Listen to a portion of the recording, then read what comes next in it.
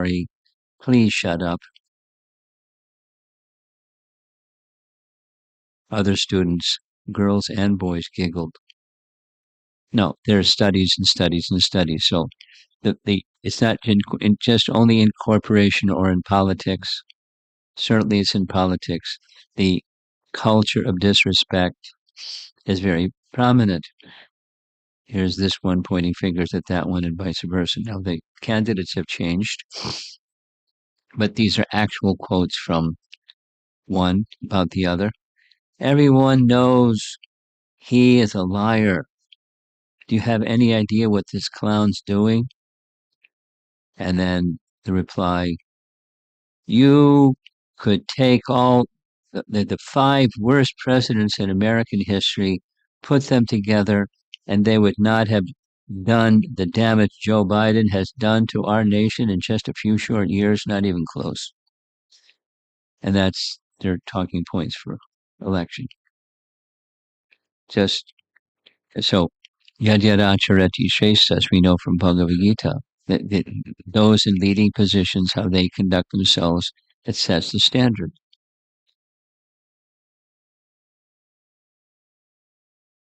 And there are varieties of the disrespect. This is, leaders to leaders, but disrespect has different categories. Racial discrimination, hatred of women has a nice name, misogyny.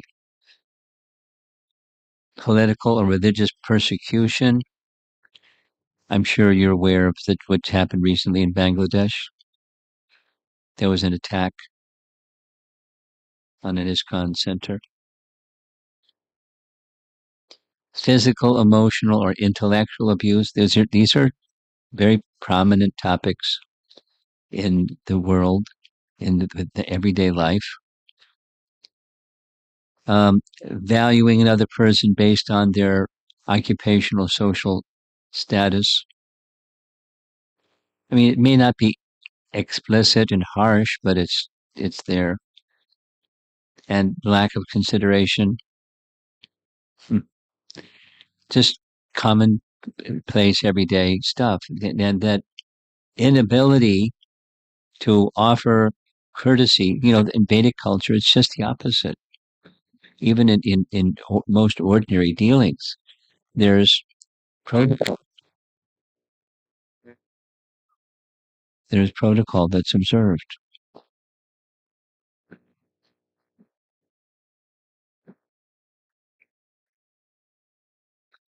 Appropriate for one's position. Because I spent some time.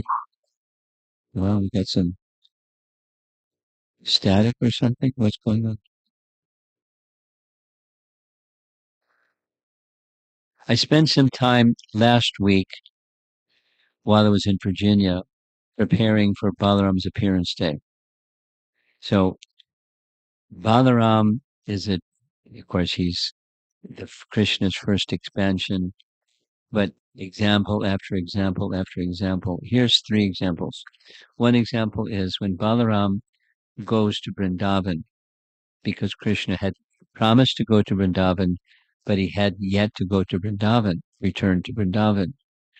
And his reason was that if he went to Vrindavan and showed his affection for the Brijbasis, the remaining demons on earth would go harass the Brijbasis, and he didn't want that. He was first to eliminate the demons and then go to Vrindavan, which is what happened. It's not in the Bhagavatam, but it's what happened. After he killed Dantavakra, just outside the gates of Mathura, he went to Vrindavan and spent some months with the Brijbasis in Vrindavan. In other literatures besides the Bhagavatam that's described. So he was fine with Balaram going to Vrindavan and carrying messages, personal messages to his cowherd boyfriends, the Gopas, to the elders, to the gopis, to different, by name, different persons. So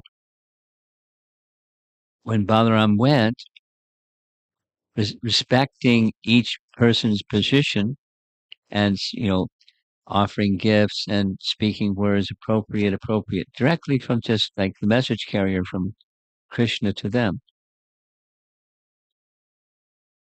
He was offering respect to everyone. Then another nice example, you know, elders, one that when when Uddhava was sent by Krishna to go to Vrindavan to give a message to the gopis from him, where did Uddhava go first? He went to the elders and offered his respects at the home of Yashoda and Nanda. And what he saw, they were delirious.